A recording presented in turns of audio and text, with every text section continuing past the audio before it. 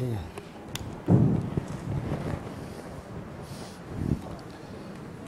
A'udzubillahi minasyaitonirrajim. Bismillahirrahmanirrahim. Assalamualaikum warahmatullahi wabarakatuh. Alhamdulillah hamdan katsiran thayyiban mubarakan fih kama yuhibbu rabbuna wa yarda. Asyhadu an la ilaha illallah wahdahu la syarikalah wa asyhadu anna Muhammadan abduhu wa rasuluh. Ya ayyuhalladzina amanu taqullaha haqqa tuqatih wa la tamutunna illa wa antum muslimun. Ya ayyuhan nasu taqu rabbakumul ladzi khalaqakum min nafsin wahidah wa khalaqa minha zawjaha wa bassa minhuma rijalan katsiran wa nisaa wattaqullaha alladzi tasaaluna bihi wal arham innallaha kana 'alaikum raqiba. Ya ayyuhalladzina amanu taqullaha wa qulu qawlan sadida yuslih lakum a'malakum wa yaghfir lakum dhunubakum wa may yuti'illaha wa rasulahu faqad faza fawzan 'azima. Amma ba'du fa inna ahsanal kalam kalamullah wa khairal huda huda Muhammadin sallallahu alaihi wasallam wa syarral umuri muhdatsatuha wa kullu muhdatsatin bid'ah wa kullu bid'atin dhalalah wa kullu dhalalatin finnar. Ma'asyiral muslimin wal muslimat, sedang majelis yang Allah muliakan dunia dan akhirat. Alhamdulillah, izin Allah kita bisa berkumpul kembali di majelis ilmu di Rumil ini, yang semoga Allah jadikan kumpul kita ini betul-betul kumpul yang membawa kemuliaan yang banyak untuk kita semua. Kita berharap kepada Allah bisa mendapatkan wasilah pada pagi ini, bertawasul dengan amal soleh kita, dan Allah mudahkan kita untuk lebih baik ke depan insyaallah. Jamaah yang Allah muliakan, mencetak generasi Rabbani itu betul-betul memang membutuhkan dasar-dasar ketakwaan dalam hidup. Karena sering saya sampaikan bahwa kita ini cuma menjadi sebuah wasilah adanya perkembangbiakan manusia di atas dunia. Toh nanti di akhirat masing-masing yauma la yanfa'u malun wala banun illa man atallaha biqalbin salim. Ketika harta kita cari, banting tulang kita lakukan, kita sudah memiliki sesuatu. Kalau sesuatu yang kita miliki diambil, dihukum. Tidak boleh mengambil harta orang Islam. Begitu pula anak yang kita miliki juga kalau harus diambil orang, ada ijab qabulnya kan. Tapi nanti pada masanya harta yang kita cari dan kita miliki, anak yang kita miliki pun akan nggak ada manfaatnya, kecuali harta anak yang kita miliki ini menjadi penyebab Allah jadikan hati kita ini salim, hati ini bersih. Makanya bagaimana membuat mereka itu menjadi penyebab kebersihan dalam hati kita untuk kita berhadapan dengan Allah nanti? Tentu ada cara-cara dalam Islam. Di kali ini kita akan tekankan tentang bab takwa. Ya, bab takwa. Ya, mungkin nanti buku mencetak generasi Rabbani itu rujukan secara umum, tidak per bab. Ya, secara umum nanti ada bab tentang ketakwaan. Bahwa kalau bab ketakwaan ini saya rujukan kepada nasihat dari beberapa ulama yang merujuk pada perkataan Ibnu Taimiyah. Beliau orang yang menulis tentang bab takwa ini satu buku tebal. Dan di buku mencetak generasi Rabbani itu footnote-nya juga ada ke buku ini nanti lagi. Iya, dalam Al-Quran surat Al-Anfal ayat 29, surat Al-Anfal ayat 29. Di situ ada ayat pendek, qit'ah minal ayat, Al-Anfal ayat 29. Iya, di mana Allah berfirman, in tattaqullah yaj'al lakum furqanan. In tattaqullah yaj'al lakum furqanan. Kalau seandainya kalian bertakwa kepada Allah, Allah akan berikan furqan. Apa itu furqan? Furqan itu kemampuan kita untuk membedakan yang hak dan yang batil. Karena kita ini tinggal di masyarakat yang heterogen. Kita nggak bisa pilih-pilih tetangga kan. Yang mengusahakan memilih tetangga sih bisa. Cuma menerima tetangga siapa aja sulit lah. Kita juga nggak bisa bergaul ke sembarang orang kan. Tapi ya mau nggak mau kita bisa pilih juga pergaulan. Cuma terkadang kita nggak bisa menghindari. Sehingga furqan itu penting. Apa sih furqan, Ustaz? Kemampuan untuk membedakan yang hak dan yang batil. Sehingga silakan nanti kita berteman dengan orang yang modelnya kayak gimana pun tidak dilarang di Islam. Kalau bicara teman bebas, tapi kalau teman karib khusus. Kan teman karib itu kan bahasa Arab, teman bahasa Indonesia. Kalau bahasanya sohib, bahasa Arabnya sohib, sohibul karib, ya, teman yang dekat. Korib tuh karib, bahasa kita karib, asalnya korib, dekat. Ya furqonan butuh di sini. Kita berteman sama orang kafir pun boleh, tapi kalau jadikan dia teman dekat ya jangan. Kenapa? Almar'u ala dini khalili. Orang tuh tergantung agama temannya. Kalau temannya baik, kemungkinan dia baik. Kalau temannya nggak baik, ya kemungkinan dia mencoba yang tidak baik lah. Apa sih kalau bahasa pepatah ulama itu? Berteman dengan tukang minyak wangi ya wangi lah. Berteman sama tukang abu, sekarang udah ada, masih ada nggak tukang abu gosok? Udah nggak ada kan ya. Pasti tepuk tangan dah kita, gitu ya. Karena megang-megang abu ujung-ujungnya begitu ya. Berteman dengan orang yang suka main bedak, ya kita kena putih walaupun sedikit, gitu ya. Itulah teman. Makanya bahasa syairnya ulama, sadiquka man abkaka laman adhaka. Teman kamu itu teman yang menangisi kamu, bukan mentertawai kamu. Artinya teman yang baik itu teman yang tidak suka kalau kita terjebak dalam keburukan. Kita kalau mau pilih-pilih teman begitu, bukan yang pakai prinsip ada gula ada semut. Mumpung lagi punya kumpul, giliran udah nggak punya mencar gitu. Enggak, teman yang baik bukan begitu. Dia akan dekat dengan kita kalau kita lagi susah. Justru kalau kita lagi senang dia akan menjauh, bukan untuk menjauh bagaimana. Artinya senang aja ngeliat dia berbahagia gitu. Ya sudahlah, kamu sudah kembali kepada kebahagiaan kamu. Kalau nanti kamu sulit, ya kita dekati dia gitu ya. Tapi kan yang buruk ini teman, justru ketika kita sulit nggak ada yang dekat. Gila lagi senang semua ngumpul kayak mecin, betul ya. In tattaqullah yaj'al lakum furqanan. Tapi furqan itu dimiliki oleh orang-orang yang bertakwa. Ayatnya lihat ya. In tattaqullah. Tattaqullah itu sifat bahasanya itu mudhari', continuous tense, sedang berlangsung. Jadi kalau bahasa tafsirannya, jika kamu selalu dalam keadaan bertakwa gitu loh. Kalau di situ kan mungkin terjemahannya jika kamu bertakwa kepada Allah gitu aja kan. Cuma kan bertakwa ada yang sedang, ada yang sudah, ada yang belum. Nah ini yang sedang berlangsung dan selalu berlangsung. Kamu selalu menjadi orang yang bertakwa. Yaj'alakum furqanan, yaj'alnya juga continuous tense, dan Allah selalu memberikan furqan. Jadi ujian kita nggak bisa pilih hidup. Kita nggak bisa pilih-pilih, sudah milih tapi nggak dapat, Ustaz. Istikharah tiap hari dapatnya dia, begitu ya. Sudahlah, memang nasibnya begitu, mau bilang apa? Tapi bukan berarti kita mengeluh dengan takdir karena terkecoh dengan perkataan seorang produser, takdir memang kejam, gitu ya. Nggak usah, gitu ya. Sudahlah, nggak ada takdir yang kejam. Takdir baik semua. Allah telah takdirkan sebuah kebaikan. In tattaqullah yaj'al lakum furqanan. Kalau kalian tetap dalam keadaan istiqomah, karena ketakwaan itu kan datang dengan ibadah kan. Kalau nggak percaya, lihat aja dah surat Muhammad ayat 17. Surat Muhammad ayat 17. Paling enak nyuruh begini bisa ngopi dulu gitu ya. Ketemu gak Muhammad ayat 17?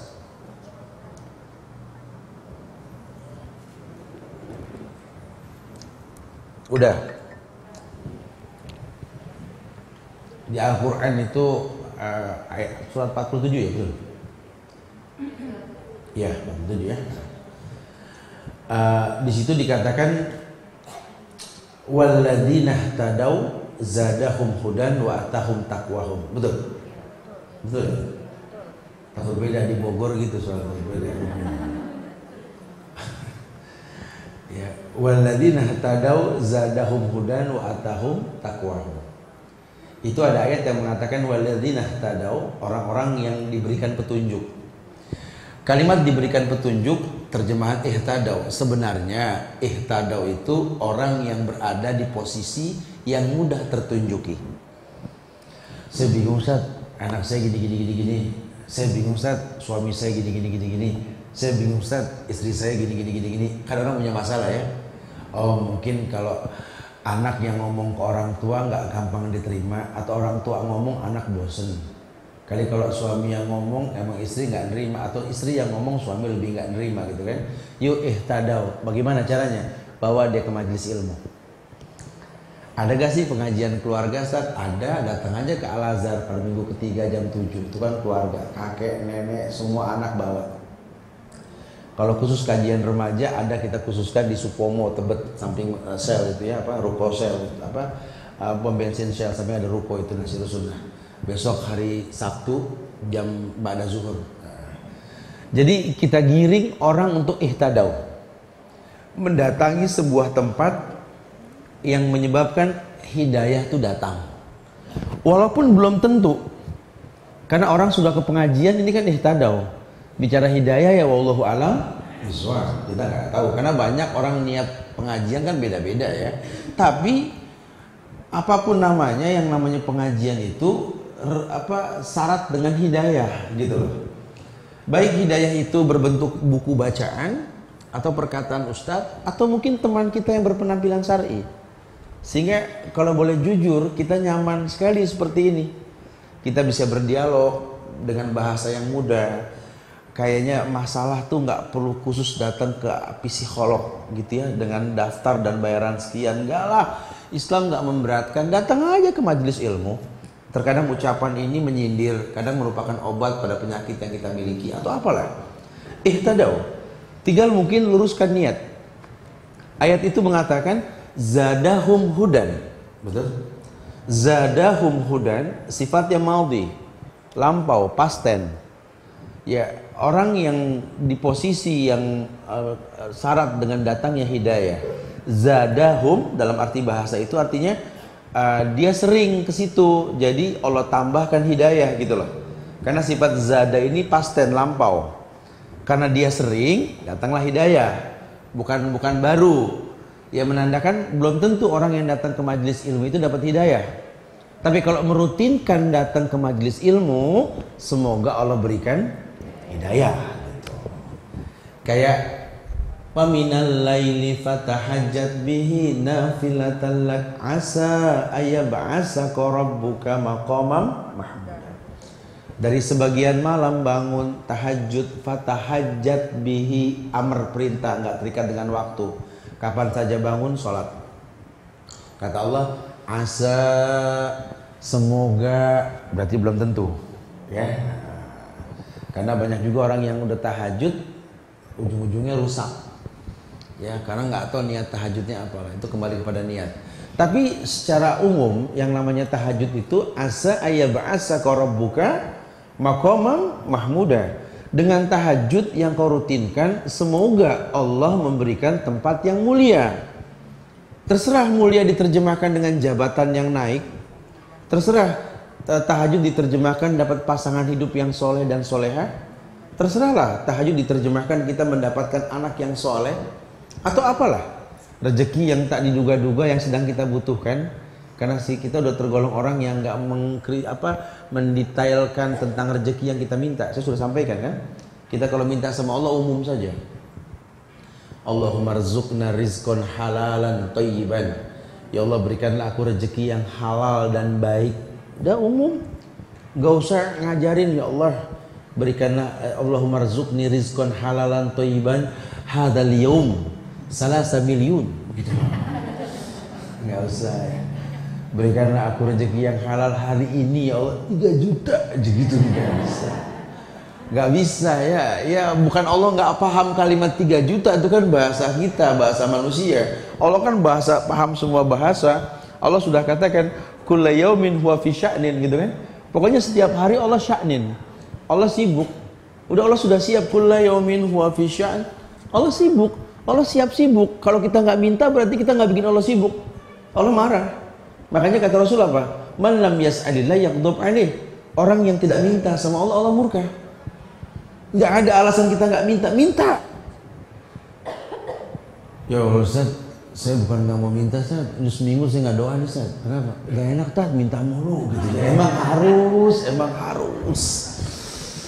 Ya harus minta sama Allah. Sudah, karena memang fitrahnya Allah tuh Rahman, Rahim gitu loh. Kayak kita tobat maksiat, akhirnya nggak enak sendiri. Tumben nih nggak sholat, nggak enak kan? Saya kemarin tobat, saya maksiat lagi, saya tobat, masa saya tobat lagi, kayaknya udah memang takdir saya bermaksiat. Jangan bangga dengan dosa itu. Nggak boleh. Sudah minta, tolong Allah Ghafur. Mungkin kemarin belum tobatan nasuha, masih masuk kategori tobat yang tomat gitu ya.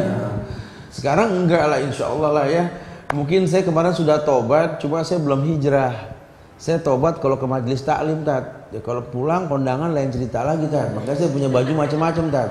Baju untuk belajar, baju untuk kondangan, beda-beda gitu ya. Enggak, itu sih saya yakin di luar Depok lah itu ya. Depok, Cinere seputarnya enggak lah. In tattaqullah yaj'alakum furqana. Nah, Bu, kalau diperhatikan tuh ya, zadahum hudan wa atahum taqwahum. Allah datangkan ketakwaan. Ketakwaan tuh di akhir. Ayat itu mengatakan wa atahum taqwahum. Allah datangkan ketakwaan. Jadi di akhir. Endingnya tuh itu. Ternyata seluruh ibadah itu kan la'alakum tatakun kan, agar kalian bertakwa. Enggak semudah itu gitu loh. Enggak semudah orang ibadah terus bertakwa. Orang yang sudah sholat terus ya alhamdulillah kita sudah sholat, baiklah para mutakin, nggak bisa begitu ya. Baiklah orang-orang yang bertakwa gitu ya, enggak ya. Mungkin lebih cocok orang yang selesai sholat itu dibilangnya marhum atau marhumah. Kalau jelas sholatnya ya almarhum, almarhumah, orang yang selesai ibadah gitu kan. Subhanallah, alhamdulillah kita telah sholat ya, baiklah jamaah al-musallun, almarhumun, nah, boleh tuh. Orang yang sholat, orang yang diberikan rahmat oleh Allah dengan sholat, boleh. Ya, saya sudah sampaikan, kadang-kadang orang malah kalau kita ucapkan begitu bingung. Ya, kita ucapkan almarhum, almarhumah buat orang hidup malah dikomplain.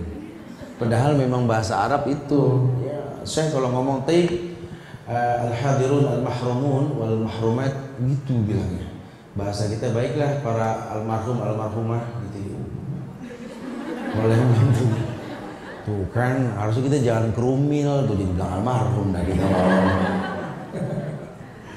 Padahal itu maksudnya orang yang dikasihi. Ya, kadang berani namain anak almarhum udah pasti ya.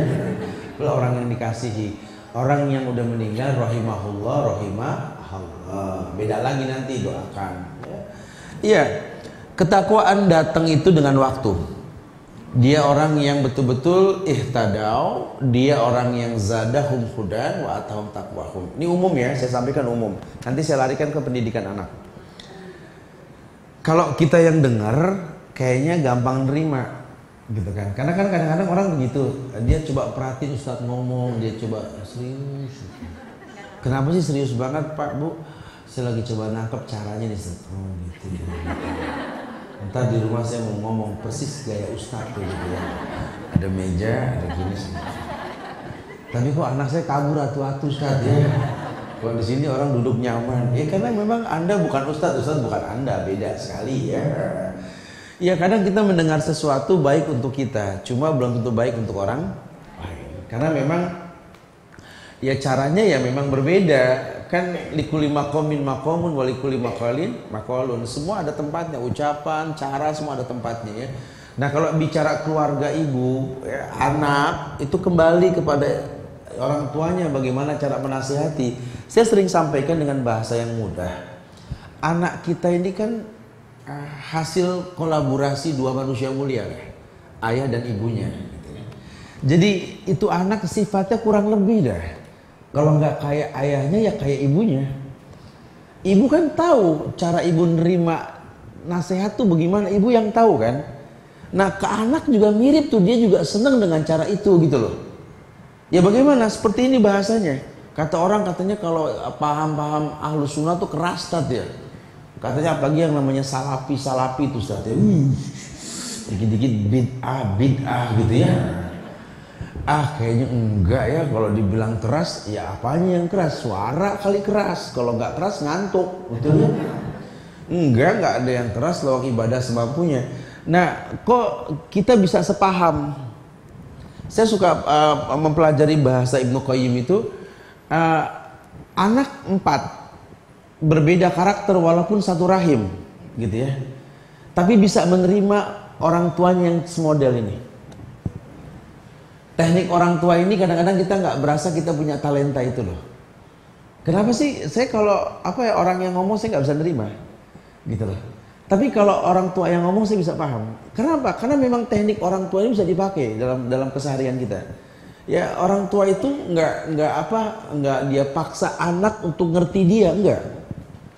Tapi dia paksa dirinya untuk mengerti anak-anaknya. Ya dalam bicara juga sama, saya nggak paksa yang hadir di sini mengerti saya, sudahlah, nggak usah pusing lah ya. Jangan pikirin tentang saya, sudah ya, sudah pikirkan saja bagaimana saya paham cara saya menyampaikan gitu ya, lebih mudah seperti itu. Nah orang tua itu kok bisa dipahami oleh semua anaknya, Ustaz? Karakternya beda-beda, kakak saya temperamental, Ustaz, saya juga begitu, adik-adik saya sih beda-beda gini-gini, tapi semua kalau orang tua sudah ngomong tuh sami'na wa ata'na. Karena ternyata orang tua itu pendidik sejati. Dia itu tercetak menjadi seorang guru dengan waktu. Yang dulu kalau ingat masa mudanya orang tua saya, kata nenek saya, nggak ada yang nyanggup tadi di kampung. Tapi setelah dia jadi orang tua, dia menikah, ternyata memang godokan air mendidih itu bisa merubah sesuatu yang nggak mungkin jadi mungkin saja. Tomat yang enak dipandang, wortel yang seger sayur mayur digodok jadi layu, betul? Ini telur yang kalau jatuh pecah digodok jadi keras. Kopi yang cuma bubuk digodok mewarnai. Manusia kan begitu tuh. Ya. Ternyata dulu orang tua saya tuh, ya Ustaz, nggak dipandang, diremehkan orang, katanya encer, jatuh pecah yang begini mah. Ternyata pernikahan menggodok dia menjadi orang yang berkarakter seperti telur. Atau mungkin sebaliknya, dulu yang kelihatannya seru, hehe waktu masih gadis gitu ya, perjaka gitu, ketika sudah berumah tangga layu, langsung jadi tuh sayur mayur gitu ya, yang gitu di sop mendingan gitu ya, atau dikukus bikin gado-gado gitu ya kalian, karena kalau minta kredok namanya ya. Ini kalau belum nyarap ngomongnya makanan. Ya. Jadi begitu tuh ya, kita harus seperti bubuk kopi, kalau bisa digodok mewarnai gitu ya. Makin kena ujian makin kelihatan biasanya. Karena Islam itu nggak merubah tapi mewarnai. Ya makanya saya suka bicara dengan bahasa yang mudah sekali. Islam ini nggak merubah, kamu yang seru, yang asik, yang semua orang friendly sama kamu gitu ya. Ketika kamu sudah belajar agama, jangan berubah tuh. Tetap jadi orang yang asik cuma syar'i. Memang orang pakai kerudung nggak boleh bercanda? Jangan bercanda kita pakai kerudung. Nggak bisa begitu. Kita bercanda kalau udah ngablak, kalau udah Ustaz pulang. Nggak bisa. Ya boleh dong ya. Orang berjenggot bercanda nggak boleh gitu ya Ustaz, nggak boleh bercanda. Ya boleh. Itu mah karakter kan?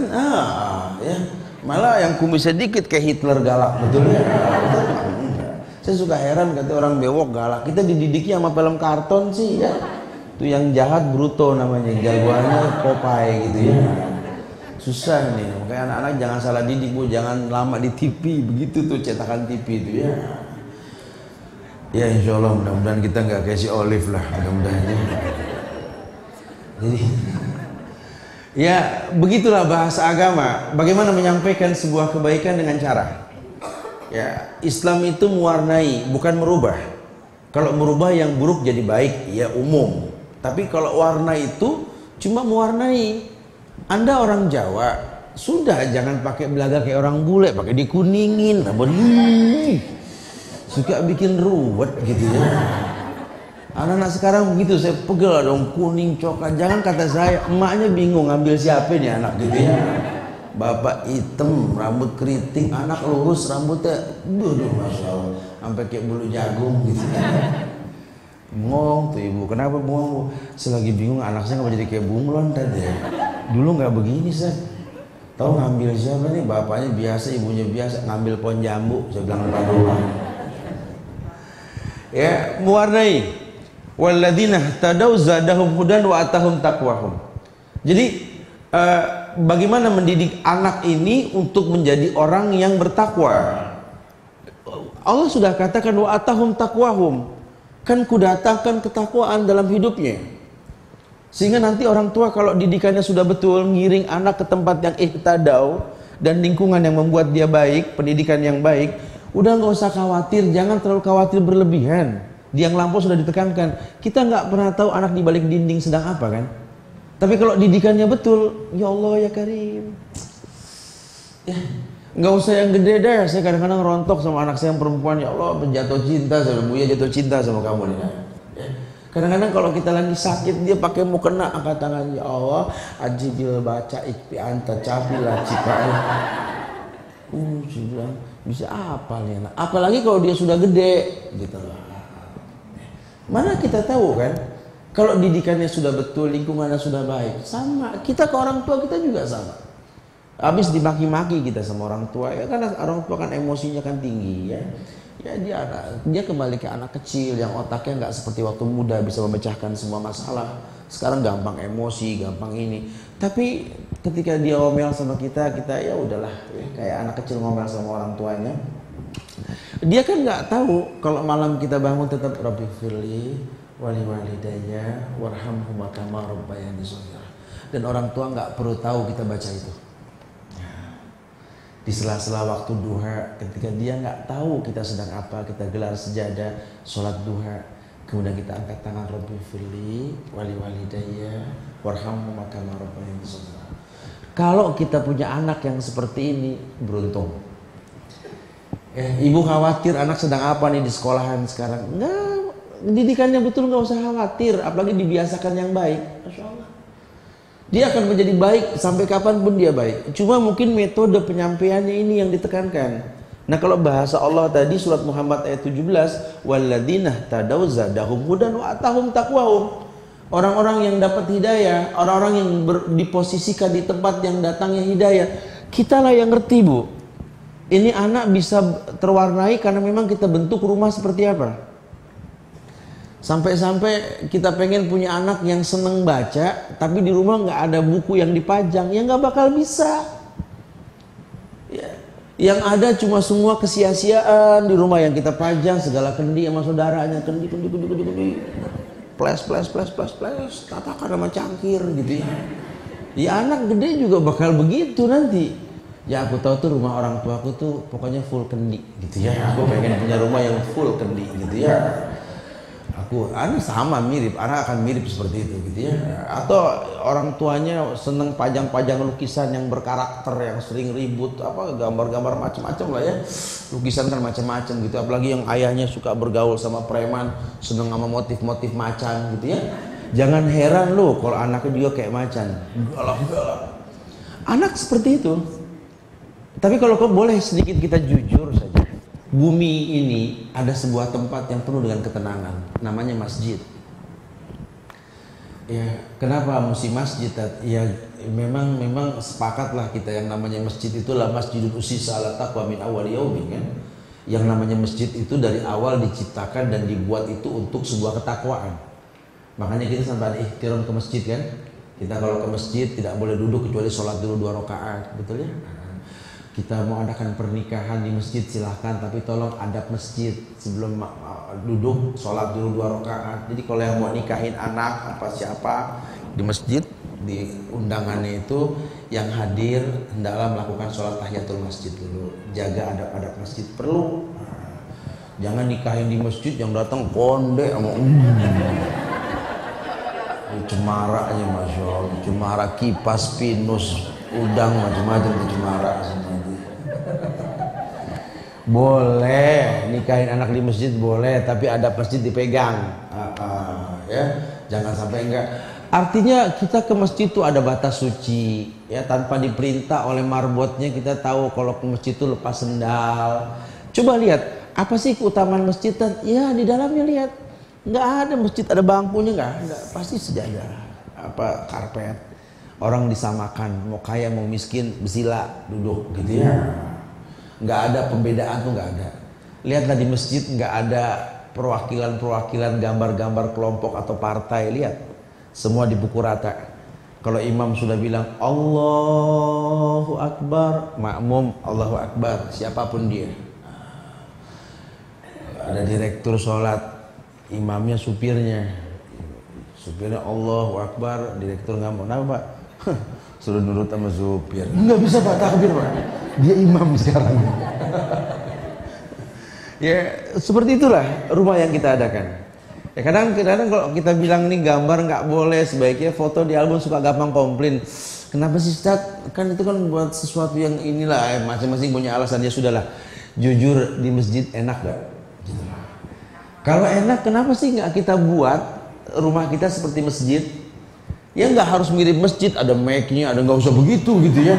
Maksudnya suasananya. Ya nggak banyak ornamen yang dipertanyakan lah. Kalaupun ada kaligrafi juga, tulisan, ya ulama berkhilaf tentang kaligrafi. Ya sebagian mengatakan makruh karena ayat bukan buat dipajang. Tapi kalaupun ada, boleh asal bisa dibaca sebagai petunjuk buat orang yang baca. Ya silahkan. Tapi kalau memang kaligrafinya aja yang nulis aja bilang wallahu alam, apalagi kita kan gitu ya. Nggak boleh, itu harus jelas. Kalaupun ada tulisan Allah Muhammad, Allah ini jelaskan ke anak-anak kita itu Allah, bukan Allah tuh begitu, bukan. Karena anak-anak kan polos. Ya kalau ditanyakan Tuhan-Tuhan di atas dunia ini macam-macam. Tuhannya orang Buddha Muk Besila katanya gitu ya, Siddhartha Gautama Buddha gitu ya. Kalau Tuhannya orang Konghucu kayak orang tua, tat jenggot botak pegang tongkat gitu ya. Kalau Tuhannya orang Kristen bewok gitu ya, antek. Tuhannya orang Islam kayak obat nyamuk. Emang enak begitu. Ini katakan ini bukan Allah, ini bahasa Arab Allah. Ya, karena Allah itu dua kalimat, ilah wa walah. Jadi Allah kayak sijil, sinju, wajillu. Sijil ya, ababil itu ya, sijil itu ya. Allah juga bahasa Arab. Kalau kamu harus tahu nih, Allah ini ilah wa walah nak. Jadi ilah itu yang diibadahi dengan benar, wa walah tak ada kata cukup. Jadi Allah zat yang diibadahi dengan benar dan tak ada kata cukup dalam beribadah kepadanya. Silakan, boleh-boleh saja. Dan nggak ada orang buang sampah di masjid. Lihat bersihnya masjid. Ya, kenapa? Karena dari awal dibuatnya itu untuk itu gitu loh. Dan nggak ada orang kafir bikin masjid. Hatta yang kerja ngebangun masjid itu insya Allah orang Islam, walaupun nggak semuanya sholat, tapi dia orang Islam. Keberkahannya beda sekali. Dan itu dijaga sama Saudi di Haramain, Mekah, Madinah itu. Syarat tukang yang kerja di situ ya muslim. Supaya berkahnya beda. Bukan berarti kita ngebangun tempat nggak boleh orang kafir yang bangun, boleh. Cuma kalau mau bicara berkah ya seperti itu. Atau kita aturkan disiplin. Istirahatnya pas azan ya. Kami berharap bisa pada sholat berjamaah. Kemudian lanjutkan lagi. Biasa kan bisa. Kita juga biasa gitu kok di yayasan. Ya artinya mudah-mudahan melalui kita hidayah buat mereka. Nah itulah sepintas tentang waladina tadau zadahum hudan. Orang-orang yang ihtadau, orang-orang yang diposisikan di tempat yang mungkin datang hidayah. Kalau dirutinkan, nah kalimat rutin ini kan kenyamanan. Anak-anak yang malam itu disuruh tidur habis isya, nggak ada kehidupan lah, sudah matikan TV semua. Kalau nggak penting-penting amat udah matiin lah. Ya. Itu akan membuat dia ngantuk. Itu ihtadau. Kemungkinan dia akan mudah bangun tahajud. Kemungkinan dia akan mudah bangun sebelum subuh. Dan kemungkinan dia nggak mungkin kesiangan. Itu kan ihtadau. Tapi nanti bicara mungkin memang dia kecapean, keblok, harus dibangunin. Tapi nggak sulit kalau tidurnya cepat insya Allah. Saya perhatikan sekali anak-anak di pesantren kok berbeda dengan anak-anak di luar. Ya. Ini ternyata memang di pesantren ini karakter anak terbentuk. Boarding ya, kalau kita kan boarding bukan pesantren. Jadi tetap sebulan 3 hari itu diliburkan anak-anak. Tetap di kita gitu. Karena boarding belum pesantren. Maka bahasa kita ini pra pesantren, pra ma'had gitu ya. Sehingga anak-anak yang liar itu lingkungan itu terbiasa habis isya tidur. Itu anak-anak kecil 8 tahun, 9 tahun ada yang tahajud malam doain mamahnya, doain papanya. Yang anak-anak kita nggak tahu seumuran itu lagi ngapain di rumah. Bukan berarti mereka ini jadi hebat begitu saja. Lingkungan yang membuat dia seperti itu. Dan kita nggak pernah dengar yang namanya pesantren tawuran. Nggak ada. Darussalam Gontor ribut sama Hidayatun Najah Pabayuran gitu ya. Perang melawan Ibnu Taimiyah dan Ibnu Hajar di Cibubur gitu ya. Nggak ada pesantren tawuran. Sekolah tawuran banyak. Apa kelebihannya, Ustaz? Ya kelebihannya karena mereka dapat ilmu di kelas, berilmu pula di luar kelas, dekat sama gurunya. Guru nggak hanya berteori, aplikasinya dipandang sama anak-anak. Kita sama ke mereka. Makanya di awal bahasan mencetak generasi robbani kita sempat bahas yang namanya rumah. Itu sampel miniatur boarding. Kalau dari awal menikah kita sudah tahu bahwa pernikahan ini akan membuahkan anak. Bukan cuma sekedar gugur keinginan saja, bukan. Dia persiapkan sampai milih rumahnya pun harus dipersiapkan. Lingkungannya harus dia tahu. Sampai bentuk bangunannya saja dia sudah belajar. Nih anak kalau sudah 7 tahun pisahkan tidurnya. Dibuatkan ruangan-ruangan khusus yang memang buat memisahkan anak nanti. Sehingga dia persiapkan semuanya. Dia tahu sekali itulah tahapan-tahapan kemuliaan. Ya, makanya beruntung sekali anak-anak yang dipesantrenkan ya. Dan kita terus mempelajari ini. Memang kalau boarding ya di kita nih saya sengaja buka boarding itu kelas 4 sampai kelas 6. Kalau 1, 2, 3 biar sama orang tuanya. Ini boarding ya, belum ma'had ya. Kalau ma'had pesantren saya bilang selesai SD. Anak udah mandiri dulu. Karena kesian kalau dia belum mandiri masukin pesantren kesian, keteter nanti dia. Harus semuanya sendiri kan, belum tentu siap. Ada pembiasaan. Ya saya kasih bocoran nih, bocorannya cuma di sini aja nih ya. Masih ada sekitar 20 seat kosong lagi. Kalau mau silakan tuh kelas 4, kelas 5, kelas 6. Insya Allah lulus apal sekian juz dengan bahasa Arab yang bagus. Di Imam Malik bin Anas di tempat kami di Bogor, silakan ya. Di dekat Parung sini ya. Jadi kalau kira-kira anak-anak 4, 5, 6 gitu ya, coba masukin atau survei dulu deh. Sabtu Minggu bisa ngelihat bagaimana anak, dicoba aja. Ustaz, mana anaknya coba nih. Yang bisa bahasa Arab coba ngomong, praktekin, pilih siapa aja. Enggak usah dikhususkan. Tes hafalannya coba. Hasil UTS ini subhanallah ya. Dari 30 anak ini 27-28-nya excellent semua. Bukan mereka pinter, bukan. Saya nggak katakan mereka pinter, cuma lingkungan yang membuat anak ini tahu bahwa cara menangkap ilmu itu dengan biaya yang nggak menyusahkan. Karena pendidikan belum dimasukin udah stres duluan orang tua kan. Ya Allah, udah segitu kan. Ya sehingga jadi nggak percaya diri. Yang ada kalau ada kesalahan komplain, berkembanglah sebuah keburukan. Bayangkan indahnya Islam ketika kita tahu sekali bahwa anak cuma butuh pembiasaan. Ihtadau, tempat di mana datangnya hidayah itu kita persiapkan. Kalaupun nggak di boarding, di rumah lah paling tidak. Di rumah kita buatkan suasana seperti itu.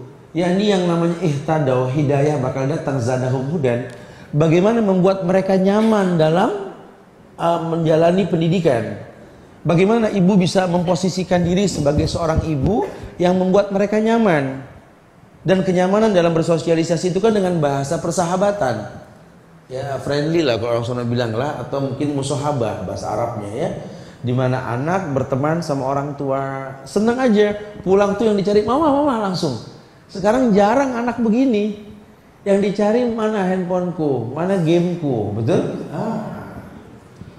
Get-getku mana mah? Baru datang salam dulu, get ngomongin lagi. Aku lagi nanggung soal yang semalam. Kalau enggak ada CD baru enggak ada yang baru. Ini sebuah kesalahan karena orang tua enggak bisa jadi teman buat mereka. Ya, banyak sekali lah cara membuat mereka tertarik tuh banyak sekali. Ya. Silahkan mereka ditaruh di boarding di sekolah, tapi hayalan mereka ada yang di rumah. Sehingga kalaupun mereka pulang ke rumah, nih ya aku bisa sekarang. Saya perhatikan sekali anak-anak ini kalau sudah hafal sekian surat lagi, kalau kita pulang, ya Ustaz, nih dengerin aku hafal lagi nih. Jadi ada ketertarikan mereka untuk bangga dipuji dengan sahabatnya. Taruhlah kita buka baju orang tua, kita bukan orang tua dia, kita teman dia. Sehingga ketika dia menyampaikan sesuatu, subhanallah, aku besok janji boy, aku tambah lagi 1 surat lagi. Tanpa kita mensupport dia sudah semangat. Dan nyaman sekali. Dan bukan berarti dia jadi orang yang maksum, yang nggak punya kesalahan, bukan. Namanya anak ya yarta wa yal'ab. Tetap yang namanya anak yarta wa yal'ab, ya main-main. Anak-anak yang main-main, nggak ada yang namanya anak ini maksum, tidak punya salah, nggak. Tetap walaupun pinter, cerdas, paham bacaan yang dia baca, tetap yang namanya sholat ya fisiknya nggak seperti orang tua yang sudah siap untuk itu. Tetap kadang-kadang kita jangan heran walaupun anak kita apal 5 juz, sholat masih disuruh. Itu mah biasa, ya namanya anaknya. Ya kitanya tinggal pinter membujuk dia untuk bagaimana dia suka sama sholat. Nah kalau sudah terbiasa bahasa Islam kan 7 tahun biasakan dia sholat. 7 tahun biasakan dia sholat. Kalau 7 tahun dia sudah sholat sampai dengan 10 tahun, 3 tahun pembiasaan, maka kalau dia nggak sholat pukul. Bukan pukul mutlak. Ini cuma jaminan di Islam yang nggak mungkin jadi mungkin. Buat tidak akan pernah lagi Anda pusing dengan sholat dia karena 3 tahun pembiasaannya. Ya makanya bahasa kami 4, 5, 6 tadi. 4, 5, 6 ini pembiasaan dia berbuat baik. Nanti tiap bulan dia pulang kok 3 hari. Cuma nggak seminggu sekali, sebulan 3 hari dia pulang ya. Kemudian nanti ketika dia masuk jenjang berikutnya SMP, ya, level SMP, dia menjadi anak yang memang layak untuk dipesantrenkan. Dia mandiri, dia makan sendiri. Walaupun kita nggak suruh dia mencuci, baju kotornya taruh di keranjang, rapi, nanti ada yang mencucikan. Bukan tugas dia mencuci. Dia di boarding ini bukan tugas dia mencuci. Ada petugasnya sendiri nanti. Ya. Cuma memang dibikin aturan.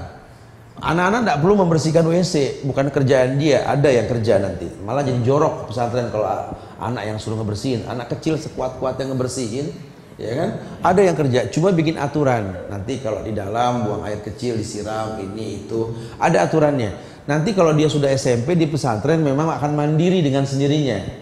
Dia akan terbiasa untuk membentuk dirinya untuk jadi orang yang siap dididik.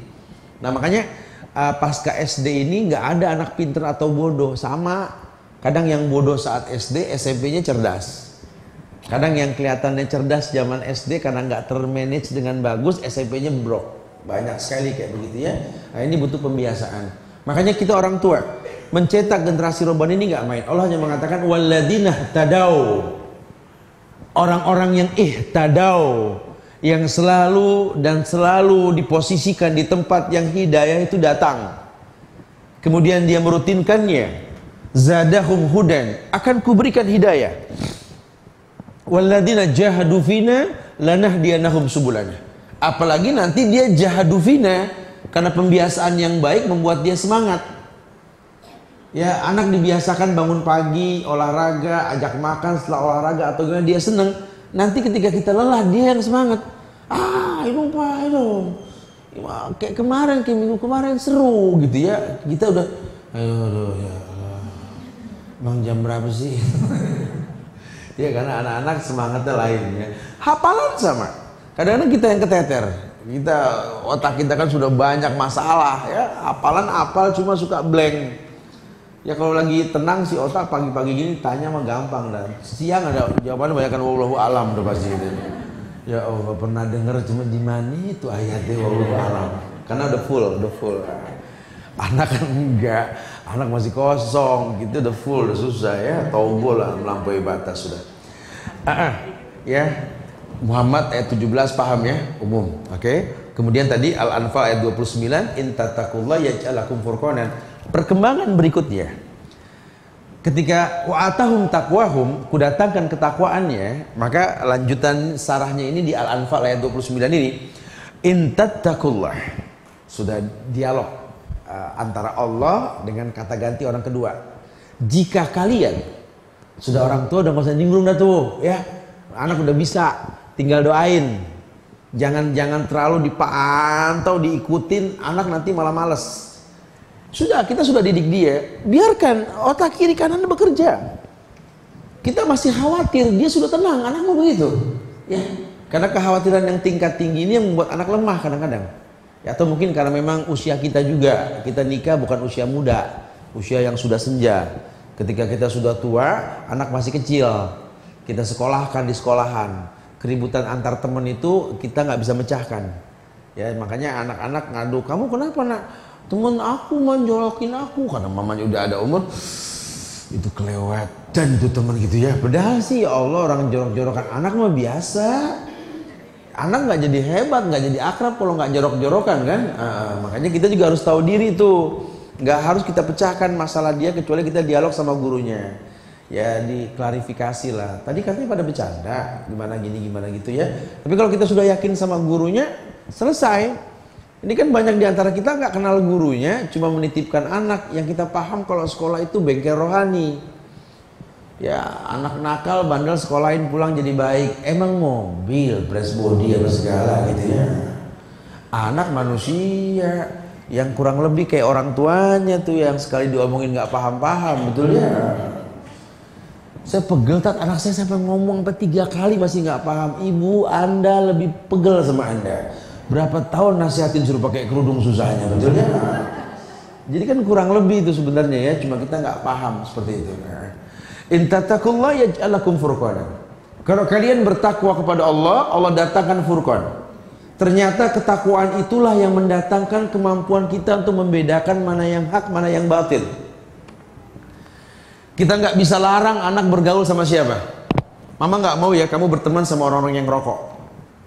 Ya nggak bisa gitu mah, kata anak. Mama nggak gaul sih, mah. Itu di jalanan mah semua iklannya rokok mah. Nggak ada iklan kajian rumil, nggak ada, iklan rokok semua. Makanya yang ngerokok lebih banyak ketimbang yang datang ke rumil, betul ya. Kita tuh kurang iklan gitu ya. Makanya kalah tuh sama para habaib dan lain sebagainya. Hadirilah sholawat, nuzulul Quran, Isra Mi'raj. Kita kurang berani untuk mempertontonkan sunnah. Coba anak bilang begitu. Di semuanya mah aku parkir motor di sekolah, satpamnya ngerokok.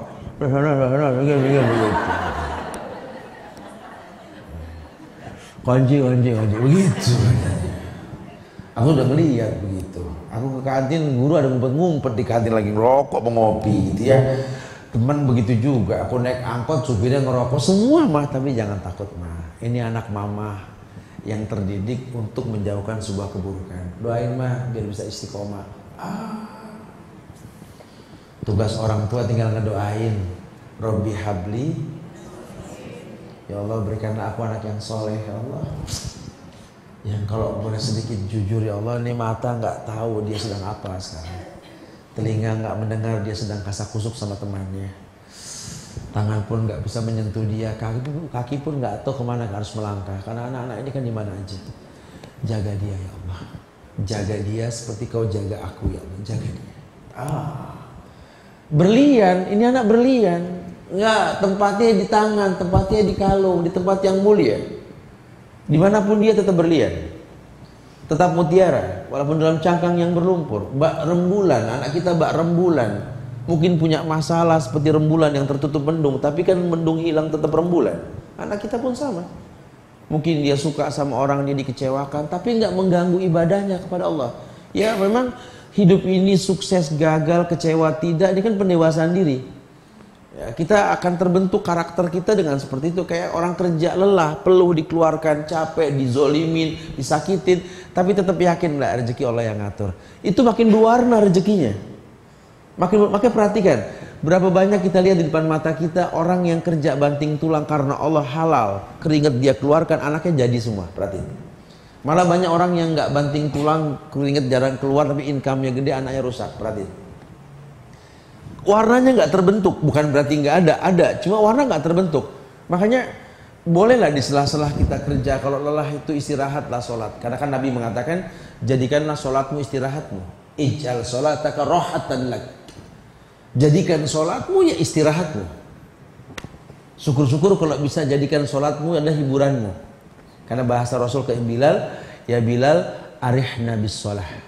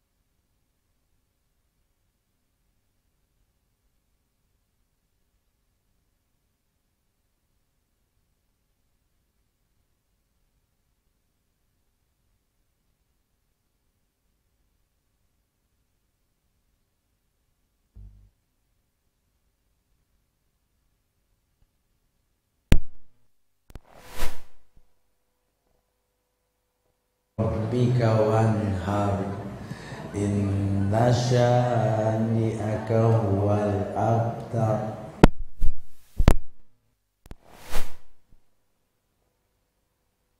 Wallahu alam, saya yakin ya. Iya, sholat jadi hiburan. Innaka hamidum mazid. Doa yang banyak. Selesai. Assalamualaikum warahmatullahi wabarakatuh. Assalamualaikum. Beda kalau sholatnya betul. Ya Allah, senang aja. Subhanallah, astagfirullah, astagfirullah, astagfirullah. Subhanallah, alhamdulillah, wa la ilaha illallah. 33 kita baca untuk penikmat. Dia yakin sekali, Allah enaknya sholat, Allah. Selesai sholat tuh beda loh, beda ada orang kalau udah sholatnya betul mak. Masalah terpecahkan tuh dengan mudah. Bukan abis sholat selesai urusan, bukan. Urusan mah tetap ada. Cuma jiwa ini tenang. Sholat itu nggak mendatangkan uang yang kita minta. Sholat itu nggak mendatangkan pemecahan masalah begitu saja. Tapi sholat membuat kita tenang sehingga semua masalah yang kita hadapi selesai. Ya, kenapa? Karena memang hati ini tenang karena sholat, karena zikir kita kepada Allah. Ala bidzikrillah tatmainnul qulub. Kalau hati sudah tenang, apa masalah yang nggak terpecahkan? Ini kan yang jadi masalah kecil jadi gede kan hati nggak tenang, menyikapinya panik sekali. Ya kayak orang yang kena beling, jadi kasusnya gede urusannya. Ini beling bekas apa nih? Botol apa? Kecap apa? Habis ya tuntut pabriknya. Padahal kitanya yang salah, nggak pakai sendal, betulnya. Ya kalau jiwa ini tenang sih, subhanallah, ya Allah, mudah-mudahan yang lain jangan sampai kena deh. Ya malah bukan ada ide nih kalau orang lain yang kena lebih lucu lagi, bukan begitu ya. Orang jalan kepleset kulit pisang, mugel, sengaja kasih ke orang pasti ketawa ngakak. Mirip sama saya tadi gitu ya. Ya, entat takullah yaj'alakum furqanan. Dia sudah punya furqan, dia punya pembeda, dia punya karakter yang mengerti bahwa min husnil islamil mar'i tarku ma la ya'nihi. Bentuk kesempurnaan Islam seseorang itu ketika dia bisa meninggalkan sesuatu yang enggak bermanfaat. Maka dalam ayat lain di surat Al-An'am ayat 125, Al-An'am ayat 125 Allah berfirman, "Faman yuridillahu yahdiyahu yasrah sadrahu lil Islam wa may yurid ayyudillahu yaj'al sadrahu dayyqan harajan ka'annama yas'adu fis sama'." Iya. Ayat ini mengatakan Al-An'am ayat 125.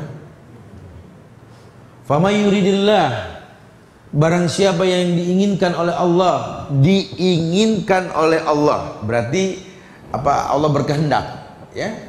Nah, kalau Allah berkehendak, tentu sababnya dibuat. Seperti orang dibangunkan pagi, maka Allah berkehendak kita bisa sukses di hari ini. Makanya saya pernah sampaikan juga, orang bangun pagi mau bangunnya seger, apa ngantuk, apa migrain, karena memang tempat tidurnya yang nggak nyaman, apa tetap doa bangun tidurnya sama. Mau orang komplek, mau orang kampung, mau pegawai negeri, PNS, atau mungkin wira swasta, atau siapa saja, pokoknya bangun tidur sama. Alhamdulillahilladzi ahyana ba'da ma amatana wa ilaihi nusyur. Berarti dia tahu Allah berkeinginan pada hari ini dalam dirinya untuk bisa berbuat baik seperti yang direncanakan. Wa ma khalaqtul jinna wal insa illa liya'budun. Dia bikin agenda hidup, bangun pagi, habis sholat subuh, dia tulis zuhur, asar, maghrib, isya. Dia bikin agenda ini yang gak terganggu. Pokoknya saya mau sibuk dari pagi sampai menjelang zuhur, tapi zuhur gak keganggu, gimana caranya nih? Dia bikin, kalau saya harus dagang, saya stop jam 11 deh. Wudhu, setengah 12 ke masjid, intizar waktu sholat, setengah jam gak rugi kok. Ya. Nanti kalau selesai zuhur, aktivitas full lagi. Syukur-syukur kalau ada jam makan siang, ada kajian. Kalau enggak koilula, biar ada setengah jam tidur sebentar, pahala. Habis koilula fresh, kemudian sampai asar dia kerja lagi. Nah asar supaya nggak keganggu, kenapa? Karena sholat yang disaksikan tuh asar salah satunya.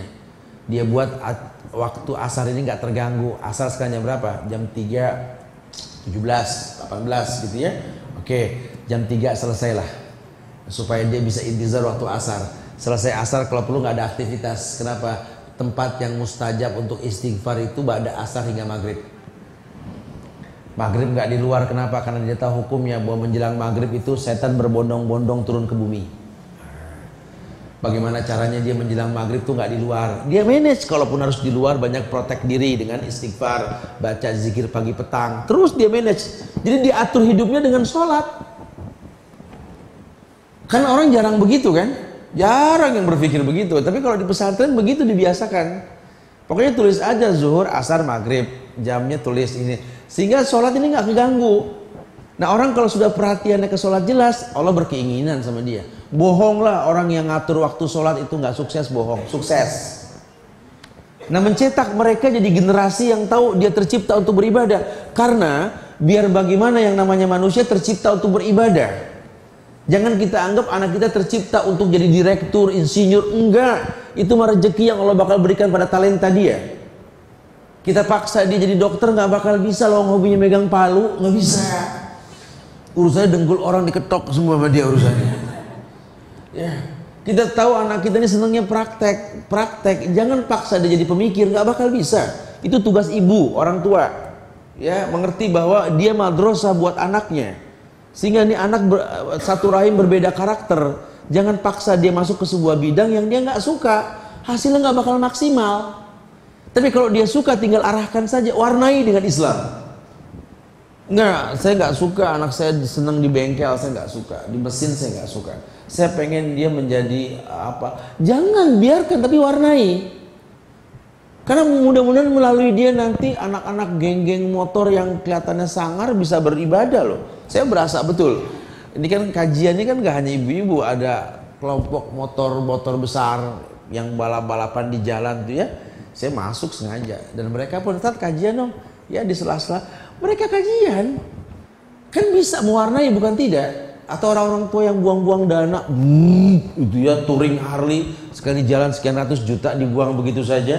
Ya ajak dialog dan mereka tertarik.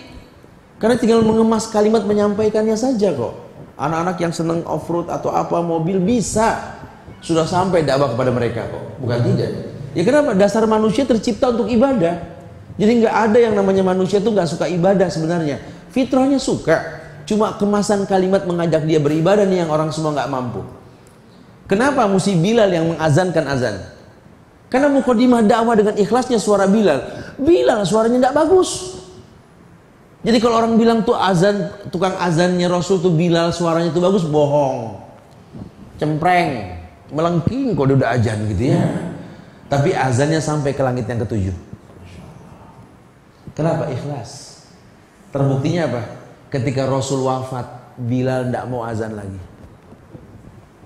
Jadi kalau antum baca tentang jamaah baca tentang Bilal, Bilal menghentikan azannya berkaitan dengan wafatnya Rasul. Dia orang yang paling terpukul.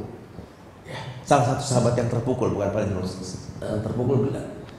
Dia tidak bisa lagi beribadah dengan ikhlas dalam azannya. Sampai Abu Bakar datang, aku sahabat dan kekasih Rasul, azanlah untuk kami Bilal. Ku kunci lisanku untuk azan sudah. Umar datang dengan keberaniannya, aku Khalifah Umar, penguasa 3/4 dunia. Ku perintahkan kau azan. Tidak. Sehingga datanglah cucu Rasul Hasan dan Husain. Datang menemui Bilal. Datanglah ke Madinah, wahai sahabat Rasul, wahai muazzin Rasul, azanlah untuk kami. Tidak, aku cucu Rasul, darah Rasul di badanku. Azanlah. Bilal nggak bisa ngomong. Kemudian dia azan, di tengah azannya dia berhenti. Tidak sanggup, dia menangis. Subhanallah. Selang beberapa lama Bilal wafat. Pasca Hasan dan Husain. Ini sebuah bukti bahwa ikhlas itu modal utama. Kita jangan takut untuk menyampaikan sebuah kebaikan. Cuma mungkin mukadimahnya ikhlas. Bagaimana mencetak anak ini yang punya karakter ikhlas, sehingga yang dia tahu bahwa amal soleh seorang anak berbakti kepada kedua orang tuanya dan ikhlas. Kalaupun disuruh beli sesuatu, nggak harus pakai bayaran, karena dia tahu ini orang tuanya. Karena anak sekarang kadang-kadang kitanya yang bodoh membiasakan dengan uang kan. Sampai mereka kalau, nah tolong belikan nanti sekalian kalau pulang. Wani piro, wani piro. Sama orang tua wani piro. Ya, jadi kalau nggak diiming-iming sama uang, anak nggak, kitanya nggak mengerti. Kenapa? Kita nggak membiasakan ke mereka bersahabat. Ya. Padahal kita punya waktu kosong di sore hari, kita bisa ngeteh bareng sama anak sambil ngobrol ya. Ya bolehlah ceritakan tentang dulu waktu ngandung kamu tuh Masya Allah ya, sekarang kamu sempurna betul nak ya, Allah muliakan kamu. Nanti kira-kira kalau mama tua, kamu mau gak ya seperti mama, nolong mama gini. Ada dialog dari sekarang. Jangan dibiarkan anak besar begitu saja tanpa paham kan. Wabil walidaini ihsana imma yablughanna indakal kibar ahaduhuma aw kilahuma fala taqul lahumā uff wa qul lahumā qawlan karīmā. Gitu kan ya? Kepada kedua orang tua berbuat ihsan. Ihsan itu kan di atas Islam iman, ihsan. Berbuat baiklah sama orang tua walaupun orang tua nggak ngelihat.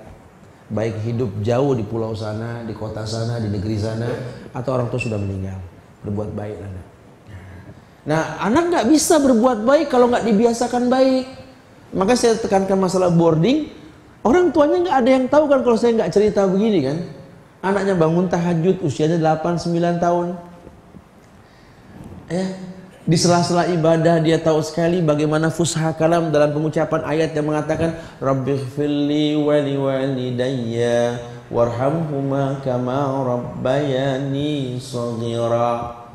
Kenapa shaghira nak? Ya kan masa kecilku sama dia. Alasannya kuat sekali. Sehingga dia tahu sekali ketika dia pulang tiap bulan itu dia akan pertontonkan, ini yang kupersembahkan untukmu mah. Dahsyat.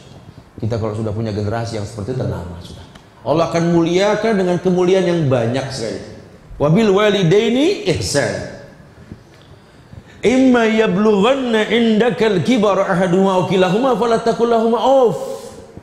Karena cerita hikayat yang disampaikan kepada orang tua menyampaikan kepada anak terpatri dalam benaknya, dalam hatinya bahwa orang tuanya ini makin hari makin lemah, bukan makin kuat.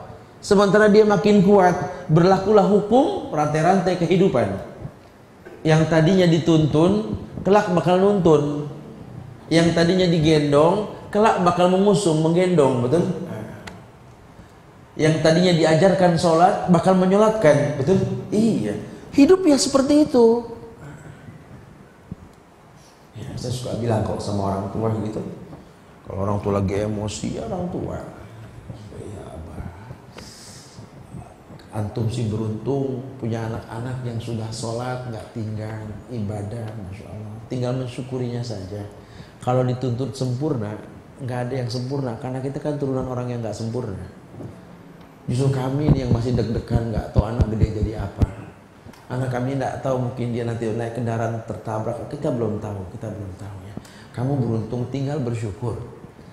Sehingga terpikir lagi di otak ini kan. Bagaimana mencetak orang-orang tua yang bersyukur? Ya kita buatkanlah pesantren para manula.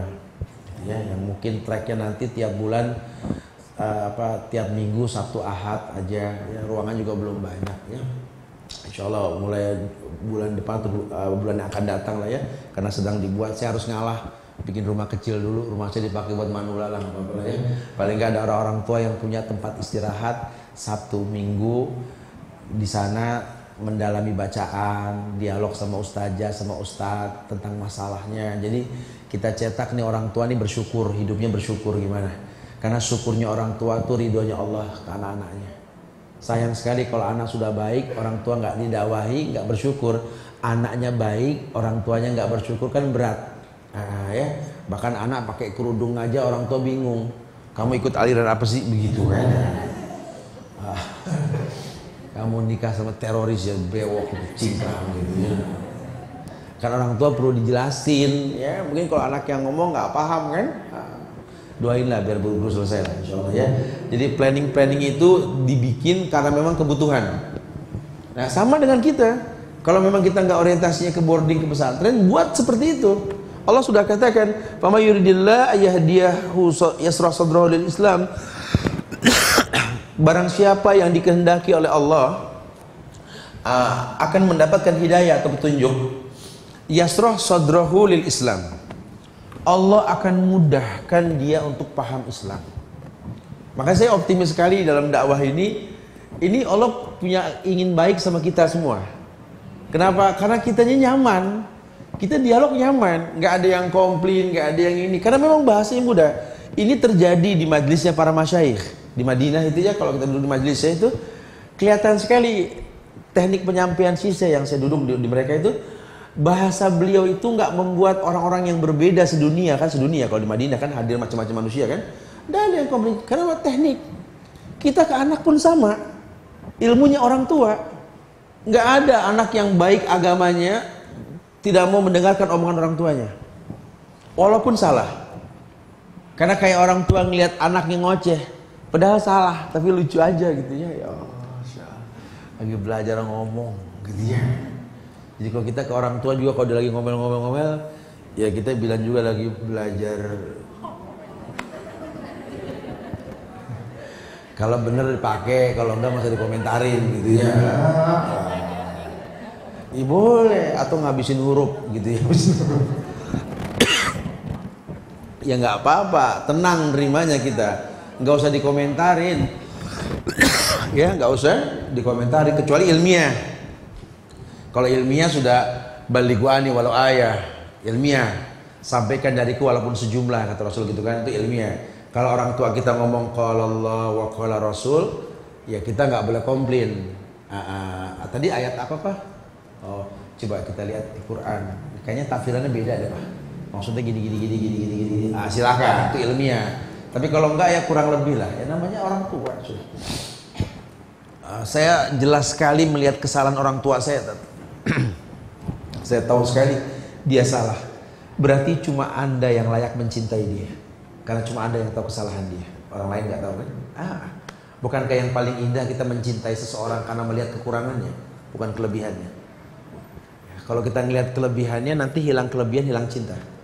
Tapi lihat kekurangannya. Ibu dari awal menikah sama lelaki yang kurang, nggak sempurna.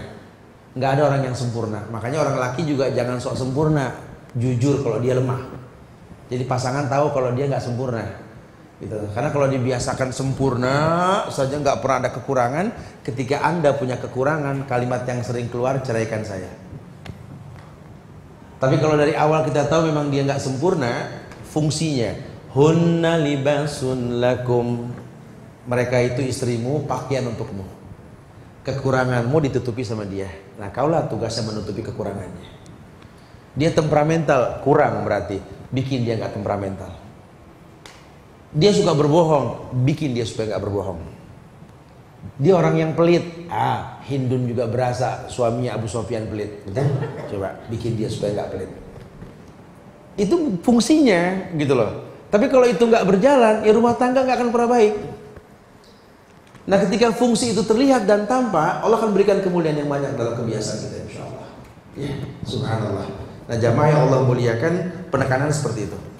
Kebalikannya, wa may yurid ayyudillahu yaj'al sadrahu dayqan harajan. Kebalikannya, kalau Allah pengen yang tidak baik sama kita, Allah katakan yaj'al sadrahu dayqan harajan. Allah akan bikin dadanya ini doyik, sempit, sesak. Jadi bukan dada yang dimaksud, dada itu hati. Yang dalam dada, hatinya. Hatinya sempit, picik pandangan. Ya. Saya nggak ngerti Ustaz, kenapa sih anak saya kecelakaan sampai di rumah sakit berbulan-bulan. Sementara teman-teman saya yang agamanya kurang, anaknya sehat-sehat aja, nggak ada yang kena rumah sakit. Coba sih husnuzon. Ya Allah bikin kamu seperti ini, kalau boleh jujur, sudah berapa lama kamu gak natap wajah anak kamu? Coba. Sudah berapa lama anak kamu gak dekat sama kamu? Kamu terlalu sibuk. Coba lihat, Allah bikin anak kamu sakit, sehingga tiap hari kamu dekat sama dia. Karena Allah tahu anak ini usia berapa. Ada fase-fase di mana anak ini butuh melihat wajah orang tua. Ya. Kalau sampai orang tuanya nggak tampak, istri kabarkan tentang orang tuanya. sering cerita, kan ada fasenya anak tuh dari setahun sampai 5 tahun kalau bisa tidur ngelihat orang tua, melek lihat orang tua. Kalaupun nggak bisa, tugas salah satu untuk menjelaskan. Jadi kalau hari ini dia tidur nggak ngelihat ayahnya, mamanya cerita, ya Allah, ayah kamu senang banget kalau ngelihat kamu tidur gini tuh ayah kamu. Ceritakan dia gitu, seakan-akan dia melihat, sehingga bangun pagi dia nggak kecewa. Ada fasenya. Yang kadang-kadang kita nggak berasa bahwa Allah punya tanggung jawab menciptakan manusia. Allah khaliqu kulli syai' wa huwa ala kulli syai'in wakil. Allah yang mencipta, Allah yang mencukupi. Allah kasih anak kamu sakit, dia akan menatap wajahnya kamu sudah berapa lama. Kenapa? Nikmat. Itu menatap wajah orang tua itu nikmatnya, Masya Allah. Pemandangan yang paling indah di dunia kan dua, saya sering sampaikan. Menatap Ka'bah, menatap wajah orang tua sendiri. Tatap wajahnya. Dengan dia sakit, ya mah, udah mah, beda. Itu sampai gede nanti terkesan. Dilala dia ingat bahwa orang tuanya pun nanti sakit, dia akan di sampingnya. Ya makanya kita orang tua nggak usah sok-sok mandiri banget. Kalau saya sih alhamdulillah Ustaz, anak-anak mandiri semua. Ya. Jadi saya biasakan mereka untuk bisa mandiri dari kecil. Sakit juga beli obat sendiri, semua sendiri. Jangan heran nanti kalau Anda sudah tua sakit, anak ditanya, gimana orang tua Anda? Anda sudah seorang pejabat. Ya karena kami dididik mandiri, saya juga katakan sama ibu saya, beli aja obat sendiri gitu ya. Tuh kan nggak berasa kan? Ya, kita mirip. Ya. Mandiri sakit, mandiri dari mana dia? Jadi butuh ada musahabah, persahabatan khusus. Ya. Allah katakan hatinya dibikin sempit. Ya makanya kalau hatinya sempit berarti kan susah masuk nasihat. Ya orang tuh kalau hatinya sempit nggak bisa masuk nasihat. Nah dalam ilmu tarbiyah ini diterjemahkannya, bikinlah hatinya terbuka.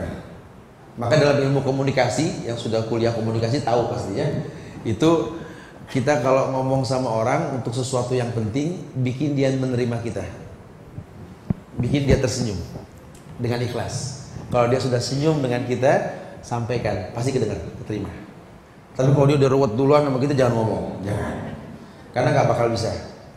Ya, saya perhatikan sekali tuh kalau sales tuh bikin orang gitu ya. Biasanya kalau orang yang nanggapinnya ya kena. Tapi kalau yang enggak. Ya para sales sekalian paham ya, maksudnya betul-betul mengerti lah. Sama seperti itu. Anak-anak sama. Kalau kita nasihatin kok nggak paham-paham Zat. Nggak ngerti-ngerti Zat. Tadi saya pergi kemari, saya sempat agak terlambat 10 menit 15 menit karena ada orang kampung yang sakit, yang saya suka keliling kalau mau jalan tuh mampir dulu ke ini suka muter, ya, kesian dia sakit ini ya. Kemudian ada yang telepon tentang pegel sama ayahnya yang kayak anak kecil yang gini. Saya nggak sebut sudah lah ya. Dan banyak sekali yang kasus kayak begini, banyak, bukan sekali dua kali. Saya kadang-kadang di motor tuh jadi handphonenya di kuping gitu ya, di jalan. Dan itu emang temen di motor supaya saya nggak ngantuk, karena memang malah lebih asik, lebih konsen gitu ya.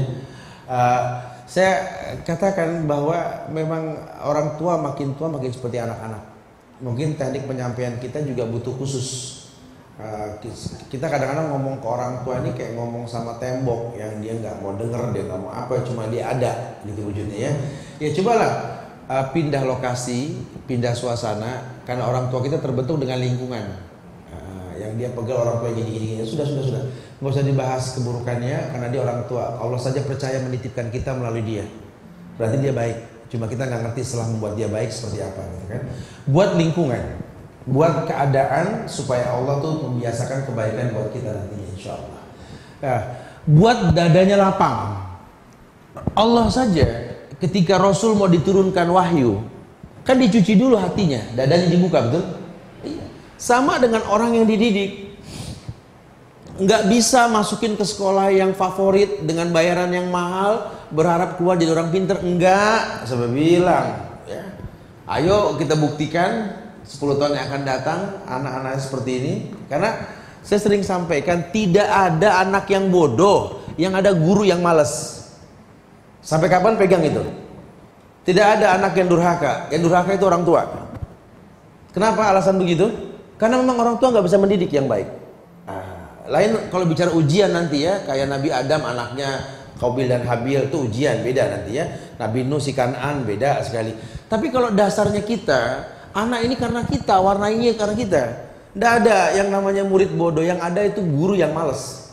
Kalau metodenya dipahami dan dia total dalam ilmu pendidikan, dia akan mengerti nanti dengan sendirinya. Iya, ini anak nggak suka matematik, bukan berarti nggak bisa matematik. Ini anak tidak bisa berorasi, bukan berarti nggak bisa menulis. Karena ada orang yang talentanya dalam orasi, ada yang dalam tulisan. Lihat aja kelebihannya, lihat. Allah nggak mungkin ciptakan ini anak sia-sia, pasti ada manfaatnya. Tapi anak saya sakit, autis lah ini, slow learner. Ada hikmahnya. Perhatikan ada hikmahnya. Ini kita praktekkan dari 20 tahun yang lalu. Saya masih ingat sekali, saya punya ponakan yang autis. Ya, saat itu habis-habisan deh, kalau anak autis itu habis-habisan, harta semua buat dia ini habis-habisan, sampai beli jual pendidikan. Ya sementara dengan keterbatasan ini anak sekarang tumbuh dan sudah kuliah, sudah mau S1. Ya, dan normal sekolah biasa dengan gaya dia anak autisnya, maunya pakai sepeda, diledekin teman biarin dan lain sebagainya gitu ya. Tapi tahajudnya nggak pernah tinggal, Qurannya rutin. Malah teman-teman yang lain pada melongo yang lebih punya biaya untuk mendatangi psikolog dan lain sebagainya. Teknik Islam lebih betul. Anak cuma butuh pembiasaan yang baik. Ya. Kita nggak tahu, mungkin kadang-kadang melalui anak Allah didik kita. Kita nih orang yang nggak dekat sama anak, dibikin anak kita sakit supaya kita dekat. Tujuannya apa? Supaya kita jadi orang tua yang sempurna buat anak-anak kita. Kadang-kadang seperti itu. Atau dibalik, orang tuanya memang orang benar, anaknya enggak. Ada PR. Ya, itulah hidup. Yang jangan sampai kita lupa bahwa tujuan utamanya ibadah. Kalau sampai anak membuat kita bahagia, bersyukurlah. Tapi kalau sampai anak membuat ujian berat buat kita, bersabarlah. Karena hidup ini yang penting syukur dan sabar. Ya, jadi jangan keluar batas. Kalau perlu sampai akhir hayat kita nggak selesai berjuang. Ya, kalau perlu ketika kita menjelang ajal kita bisa kumpul anak-anak kita sambil mengingat seperti Nabi Yakub ketika mengumpul anak-anaknya. Nabi apa yang dia bilang? Ma ta'buduna min ba'di. Kumpul semua anaknya, anak-anak kata Nabi Yakub. Ma ta'buduna min ba'di. Apa yang kalian sembah setelah aku wafat nanti? Karena setelah ini mungkin gak ada lagi yang bangunin anda subuh. Setelah ini gak ada yang rewel. Yang ketika dia mau menikah, kumpulin. Ya sebentar lagi kamu menikah nak, kamu berumah tangga, keluarlah. Belajar mandiri, taklukkan dunia nak. Tapi mungkin gak ada lagi yang bangunin kamu sholat. Tolong bisikan pada pasanganmu untuk bisa menggantikan saya di posisi itu. Katakan seperti itu. Ya kalau anak perempuannya, ayahnya sampaikan. Kalau dulu tanggung jawab kamu di pundak ayah nak, ijab qabul yang bakal diucap nanti mengangkat tanggung jawab tersebut ke pundak suami anda.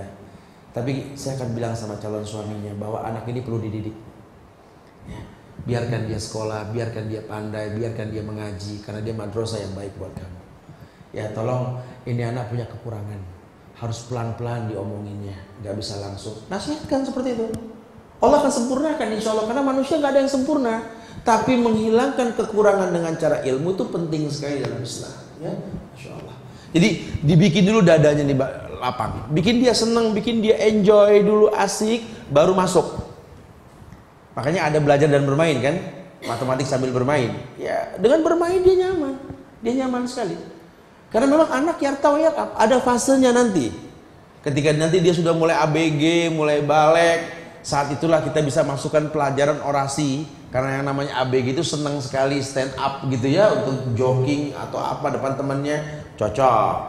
Kita mulai kasih tanggung jawab sama dia. Nanti ada fasenya dia mulai dewasa, mulai punya tanggung jawab yang dia nggak suka kalau di otak atik karya ciptanya. Tugas kita cuma mensupport. Ada fase-fasenya. Nah, tiap orang tua perlu tahu seperti itu. Ya. Makanya Allah mengatakan, ya jal sodroh doikon harajan. Allah bikin sesak, bikin sempit. Tugas kita membuka supaya nggak sesak, supaya nggak sempit. Ka'annama yas'adu fis sama', seperti orang yang lelah mendaki ke langit. Ya entahlah, ada masa-masanya yang seperti ini. Nah, buat kita mengerti, Allah muliakan kita insya Allah. Ya, secara umum seperti itu. Kemudian surat Al-Baqarah ayat 282. Terakhir Al-Baqarah ayat 282 ada potongan ayat.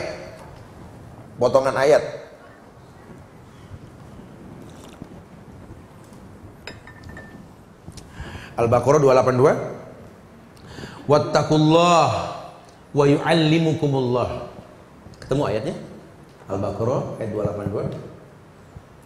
Potongan ayatnya itu ada ayat potongannya wattaqullah wa yu'allimukumullah. Bertakwalah kepada Allah, Allah akan ajarkan ilmu kepada kamu. Jadi nanti banyak hal yang baru dalam hidup akan kita dapat. Kalau takwa jadi sebuah landasan, gampang. Ya, mungkin anak ini belum tahu rumah tangga seperti apa. Anak kecil menikah. Tapi kalau orang ini bertakwa, rumah tangga yang baru akan mengajarkan ilmu sama dia. Mungkin anak ini nggak tahu nanti dia masuk sekolah baru selesai SD. Ya. Tapi yu'allimuhumullah, Allah akan ajarkan dia ilmu. Kenapa? Karena dia sudah bertakwa. Jadi untuk mencapai jenjang berikutnya, milikilah dasar ketakwaan. Ya, kan kita nggak selamanya menjaga anak. Mungkin kita nggak ada umur, mungkin anak gimana, kita nggak pernah tahu. Mungkin perceraian, anak dibawa sama pasangan kita nggak pernah tahu lah takdir ke depan seperti apa. Kita sudah berusaha baik, cuma hasilnya begitu kan? Sudah. Wattaqullah wa yu'allimukumullah. Bertakwalah kepada Allah, Allah akan berikan ilmu sama kalian. Yang berikutnya nggak menyusahkan. Anak tahu sekali kalau dia kerja di sini akan terus memiliki jenjang-jenjang hingga tinggi, dan dia nggak pernah takut dengan yang akan datang, karena dia yakin sekali Allah akan ajarkan ilmunya. Ya, kayaknya aku nggak sanggup, sainganku S2, S3 terus. Bertakwalah kepada Allah. Ini dikatakan sama Asma binti Abu Bakar kepada Abdullah bin Zubair bin Awam anaknya. Mungkin hari ini hari terakhir aku berjumpa denganmu wahai ibu, karena pasukanku sudah terkepung oleh Al-Hajjaj Al-Asaqafi. Ya, kata Asma, kau mengetahui takdirmu yang akan terjadi wahai anakku. Bukan ibu, kayaknya sudah nggak mungkin lagi karena terjepit. Aku akan terbunuh hari ini. Peluk ibumu. Ketika dipeluk, ibunya marah, banting badan anaknya. Kan Asma buta sebelum meninggal kan. Dia buta di hari tuanya, Asma tuh buta. Ketika dipeluk, dilempar badan anaknya. Inikah anak seorang wanita yang diberi gelar 2 ikat pinggang, Zatu'l-Yadain, yakni Asma? Inikah cucu dari Abu Bakar? Inikah anak dari penunggang kudanya Rasul Zubair bin Awam? Mau berjihad pakai baju besi dan kematian di depan matamu, buka bajumu. Buka.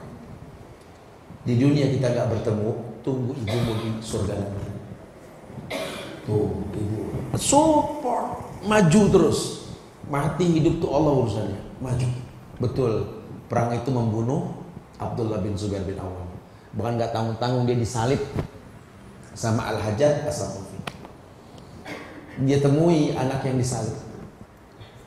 Dia doakan. Tidak lama Al-Hajjaj As-Saqafi datang. Hai wanita buta, kau lihat anakmu yang kau cinta di depanmu menjadi bangkai, dalam keadaan tersesat penghuni neraka. Jaga lisanmu wahai orang munafik. Anakku menderita di dunia, bahagia di akhirat. Dia menanti di surga. Supportnya tuh mantap sekali gitu loh. Jadi nggak ada kata takut nak masuk UTS, yakin sudah. Makanya anak jangan dibikin pusing. Biasakan dia belajar, giliran lagi UTS nggak perlu belajar lagi depan pintu kelas. Tugas kamu sekarang ibadah nak. Kamu datangi ayah kamu, datangi mamah kamu, minta maaf. Itu yang kita didik sama anak-anak kemarin sebelum UTS. Hari tenang pulang, minta maaf sama orang tua kamu, minta ridho, bagusin ibadah kamu sudah. Kalau di pesantren selalu ada peraturan, ini UTS tidak boleh ngomongin kecuali pelajaran. Jadi ada laporan nanti ditangkap yang ngomongin mainan apa diomelin. Ngomongin itu seputar pelajaran. Itu ada jam-jam itu. Ini 2 jam ke depan nggak ada yang bicara kecuali ngomongin pelajaran. Nggak boleh ngomongin makanan, nggak boleh macam-macam gitu. Tapi jadi bagusnya lingkungan seperti itu, ya. Wallahu a'lam bishawab. Ya, fadhil silakan yang mau tanya. Akhirul da'wana alhamdulillahirabbil alamin. Fadhil.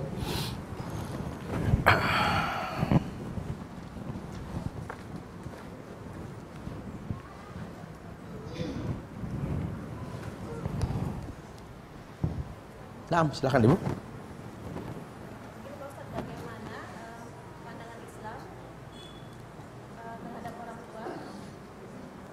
Assalamualaikum warahmatullahi wabarakatuh. Waalaikumsalam. Saya ingin bertanya bagaimana pandangan Islam terhadap orang tua yang mempunyai anak perempuan perempuan yang disekolahkan di pesantren atau boarding school itu. Karena saya pernah dengar bahwa anak perempuan itu lebih baik di rumah bersama orang tuanya. Saya kira itu. Waalaikumsalam warahmatullahi wabarakatuh. Ya. Bisa Jumatan di Studio Alam Depok sudah boleh. Iya. Anak perempuan ini memang berkaitan dengan mahramnya. Kalau bicara mahram ini wajib, apalagi ilmu pendidikan. Walaupun terjadi khilaf nanti masalah umroh haji yang pertama, gitu ya. Tapi kalau masalah pendidikan yang saya pahami dari Imam Syafi'i, Muhammad bin Syafi'i ini, beliau bahkan mengharamkan yang syubhat buat penuntut ilmu. Padahal syubhat itu kan halal, ya. Tapi menjauhkannya baik. Nah, Imam Syafi'i itu kalau buat orang yang sedang belajar, syubhat itu haram. Kenapa syubhat itu haram? Karena dalam ilmu pendidikan ini nggak perlu ada yang remeng, apalagi masalah mahram. Makanya kalau memang harus anak perempuan ini menuntut ilmu di tempat yang baik, carilah balai pendidikan yang memang di situ ada mahramnya, ada kakaknya, ada adiknya, atau ada sanak famili yang mahramnya, silahkan. Tapi kalau nggak ada, dibuang jauh-jauh jangan. Karena berapa banyak ini anak perempuan yang seperti ini ketika pulang itu nggak seperti yang diharapkan, gitu ya. Saya nasihatkan seperti itu. Jadi kalau memang harus diajarkan di tempat yang baik, ada mahramnya, itu lebih baik, ya kakaknya, ya adiknya, atau kita berani mengorbankan diri untuk ekstra kontrol. Ya silahkan cari yang lokasinya dekat. Atau kalau nggak memungkinkan, ya ajalah ustazah muda, kan banyak di Lipia di mana nih yang mereka kuliah, siapkanlah satu ruangan ketimbang mereka kos, tinggal di sini aja. Tapi mungkin kita bicara feedbacknya itu tolong bantu anak-anak saya belajar, gitu ya. Karena anak kita berteman sama orang soleha kan beruntung. Boleh, tapi perhatikan mahramnya, karena khawatirnya nanti ilmu yang dituntut dengan cara yang tidak betul hasilnya nggak maksimal, ya. Wallahu a'lam. Fadal, ada lagi? Nah, ya.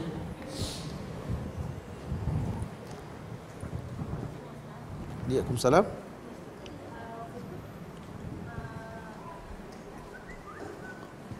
Assalamualaikum. Waalaikumsalam. Waktu itu saya masih ada zamannya gempa Sumatera Barat gitu kan, Nah. saya di TV.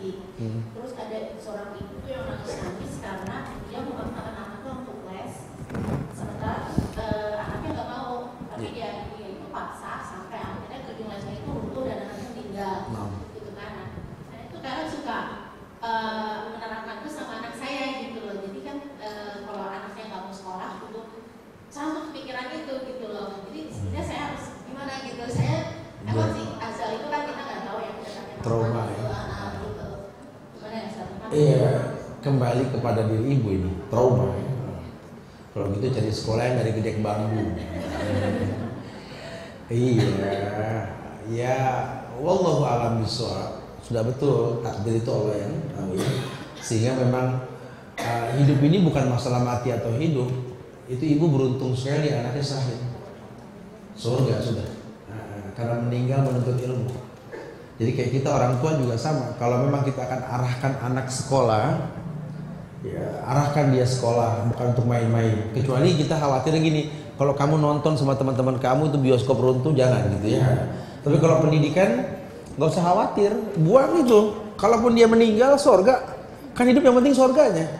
Mau umur panjang umur pendek yang penting surganya kan. Nah, mana kita tahu kalau tuh anak gede nanti ceritanya lain. Mana kita tahu kan? Kita kan. Makanya alangkah baiknya kalau kita berhusnuzon kalau bicara pendidikan, bicara ilmu, bicara penuntut ilmu seperti itu. Banyak-banyak beristighfar, bertawakal kepada Allah ya. Semoga Allah muliakan insyaallah. Iya, Ibu.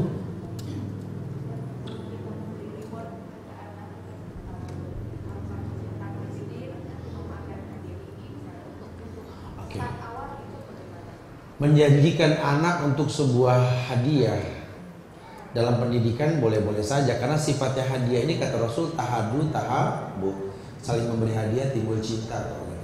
Tapi bukan menjadikan sebuah syarat. Nah kadang-kadang kita keenakan ngasih hadiah jadi syarat.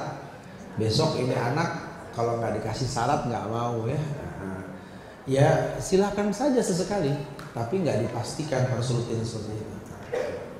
Ya, ya. Assalamualaikum warahmatullahi wabarakatuh. Saya mau nanya masalah anak yang diadopsi. Nah. Jadi terhadap bapaknya gimana? Kalau di rumah itu selalu berhijab apa hubungannya itu gimana? Ini anak adopsi emang muskilah ya kalau udah diambilnya. Makanya saya sarankan dan saya pernah sampaikan di sini kalau anak adopsi itu dari orok kalau bisa disusui sama mahram kita tuh. Kalau memang nggak ada mahramnya ya kita harus jujur kalau dia sudah balik. Harus dengan 1000 resiko, jangan khawatir soalnya dia bakal nerima. Atau kalau enggak masukkan dia ke pesantren. Kalau memang masih anak-anak gitu ya, supaya nanti dia berilmu, dia akan tahu dengan sendirinya. Apalagi diajar mandiri. Ini kan kadang-kadang kita khawatir kalau anak adopsi kita pegang, terlanjur cinta, dia tidak mandiri, kita ngomonginnya takut bingung gitu kan. Antara dia dengan bapaknya itu gimana? Ya kalau dia seorang perempuan yang kita adopsi, ya itu bukan mahramnya. Hari-harinya gimana? Ya makanya jadi manjangan urusannya, jadi nggak sah, nggak boleh itu ya. Kalau dia anak laki ke ibu, bukan mahram. Kalau dia anak perempuan halal jadi istrinya suami. Jadi muskilah kan, makanya bahaya sekali itu ya. Itu ya lah, makanya kita perlu berilmu tentang adopsi. Kalaupun sudah terjadi, lebih baik dia sudah besar. 6 SD. Ya, kalau masih kelas 6 masih bisa lah ya, masih bisa sama ayahnya gitu kan ya, angkatnya. Saya sarankan dia taruh di boarding deh. Cari sekolah-sekolah yang nggak usah keluar kota, yang dalam kota dia boarding, ajar dia mandiri sampai dia terbentuk menjadi seorang gadis yang mandiri dan mengerti agama. Nanti kita ngomong ini enak. Kadang-kadang ini kita ngomong ini jadi nggak enak karena dia belum berilmu. Akhirnya jadi malah stres lah, jadi nggak baik gitu kan. Dia kan balik ya. Kelas 6 ya SMP 2-3. Makanya taruh di boarding nih kalau saya boleh sarankan sih, cari pesantren yang baik, yang buat anak perempuan, ya. Biar dia mandiri, nanti akan ada waktu bicara yang layak lah sama yang seperti itu. Allah, iya, silakan.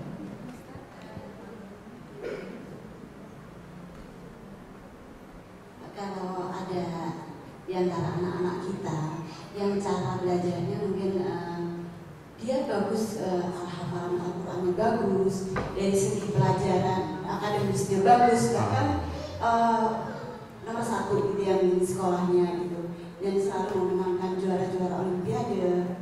Tapi dia memang kalau belajar ada TV gitu ya, kalau menghafal ada TV tapi nggak ada suaranya. Coba buat menemani dia supaya nggak ngantuk katanya. Atau juga ada yang hafalannya bagus, juara juga gitu, artinya nggak biasa-biasa. Tapi dia menghafalnya harus dengan mimpi gitu.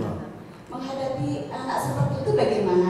Karena kalau dia dari prestasinya dia mampu gitu ya, apakah harus dilarang atau dibiarkan dengan diarahkan? Terima kasih. Barakallah. Iya. Anak macam-macam karakternya. Ya kalau emang dia harus nonton TV, TV-nya yang syar'i aja. TV Roja, Wesal, Insan TV, Yufir. Silakan. Dia udah boleh mau nggak larang kamu nonton TV, nggak usah pakai suara kamu belajar tapi TV yang syar'i. Nah, silakan. Jadi bukan merubah, mewarnai aja. Boleh kamu main Lego tapi dengan syarat Lego yang positif. Boleh kamu main game tapi game yang positif. Kan ada sekarang semua yang syar'i itu ya. Tinggal diwarnai aja sih sebenarnya. Nggak ada masalah. Walaupun tetap perlu ada dialog. Jangan sampai menjadi sebuah syarat ibadah, syarat belajar. Karena khawatirnya sampai gede. Kayak orang belajar muter-muter pulpen, itu kan cuma kebiasaan aja sebenarnya ya. Atau apalah ya. Ya macam-macam. Anak-anak tuh macam-macam. Ada yang suka sambil gambar-gambar apa, tapi dia pinter. Memang anak pinter macam-macam. Kalau anak pinter itu kan gerakan otak kiri kanannya bareng kadang-kadang ya. Antara yang dia pengen dan yang dia tulis bisa ngomong tuh berantakan, berantem tuh ngomong, disebut semua sekalian gitu ya. Aku pengen belajar pinter tapi sambil makan, semua tuh. Jadi gado-gado tuh aku belajar enak banget, asik-asik pedes gitu ya. Apa ini semua ini gitu ya. Dipilah-pilah ternyata dia pengen belajar santai sambil makan gado-gado yang pedas. Begitu bahasanya. Anak-anak tuh begitu. Saya perhatikan banget ya anak-anak. Kalau udah ngomong itu semua diomongin, kemampuan dia untuk meletakkan kalimat tuh belum ada. Nah itu butuh pembiasaan. Nah sampai ada anak yang akhirnya dia mau nonton TV tapi sambil belajar cuma hasilnya bagus. Dia praktekin itu kan ya. Kita butuh ngobrol. Kenapa sih? Apa sih gitu lah alasannya. Tapi kalau memang ujungnya baik, alasannya syar'i ya sah-sah aja, gak ada masalah. Tapi saya nggak habis pikir juga kadang-kadang berbeda karakter orang di rumah ketika masuk boarding sama pemahamannya. Padahal di rumah ini kan ada yang kaya, ada yang miskin, ada yang ini. Giliran masuk boarding ya dipukul rata sama semuanya. Allah Akbar. Iya silakan. Saya tertarik dengan boarding school dari kelas 4 SD sampai kelas 6 karena terus concern sekali. Ada saya kelas 5 perempuan dan satu kelas 2. Maksud saya kalau yang kedua laki-laki yang kelas 2 ini dititipkan di boarding itu apa dari sisi agama bagaimana ya Ustaz? Apa tidak memindahkan kewajiban kami sebagai orang tua sebagai madrasah di rumah kemudian di sana, terus bagaimana dengan karakteristik anak yang masih sedang bercanda bermain, apakah nanti mereka tidak seperti anak-anak lagi gitu Pak Ustaz? Gitu aja. Iya, boarding itu kan nggak seperti ma'had. Dia kan ada liburnya, cuma seminggu sekali. Kemudian juga di boarding itu kan kita tahu lingkungannya syar'i. Malah kita memindahkan anak ke tempat yang lebih baik dari rumah kita. Kalau rumah kita memang nggak syar'i, anak ini jadi sholat di